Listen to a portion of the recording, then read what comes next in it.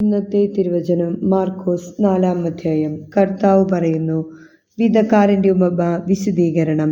അവൻ അവരോട് ചോദിച്ചു, ഈ ഉപമ നിങ്ങൾക്ക് മനസ്സിലാകുന്നില്ലേ? അങ്ങനെയെങ്കിൽ ഉപമകളെല്ലാം നിങ്ങൾ എങ്ങനെ മനസ്സിലാക്കും? വിതക്കാരൻ വചനം വിതയ്ക്കുന്നു. ചിലർ വചനം ശ്രവിക്കുമ്പോൾ തന്നെ സാത്താൻ വന്ന് അവരിൽ വിതയ്ക്കപ്പെട്ട വചനം നീക്കം ചെയ്യുന്നു. ഇവരാണ് വഴിയരികിൽ വിതയ്ക്കപ്പെട്ട വിത്ത്. ചിലർ വചനം കേൾക്കുമ്പോൾ സന്തോഷപൂർവ്വം അത് സ്വീകരിക്കുന്നു. പാറപ്പുറത്ത് വിതയ്ക്കപ്പെട്ട വിത്ത് ഇവരാണ്. വേരില്ലാത്തതിനാൽ അവ അല്പസമയത്തേക്കു മാത്രം നിലനിൽക്കുന്നു. വചനത്തെ പ്രതി ക്ലേശവും പീഡയും ഉണ്ടാകുമ്പോൾ തൽക്ഷണം അവർ വീണുപോകുന്നു. മുൾച്ചെടികൾക്കിടയിൽ വിതയ്ക്കപ്പെട്ടത് മറ്റു ചിലരാണ്.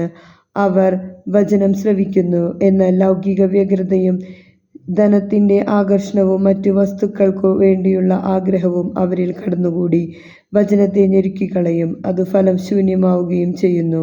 നല്ല മണ്ണിൽ വിതയ്ക്കപ്പെട്ട വിത്താകട്ടെ വചനം ശ്രവിക്കുകയും സ്വീകരിക്കുകയും ചെയ്യുന്നവരാണ്. നമ്മുടെ കർത്താവായ യേശുവിനെ സ്തുതി.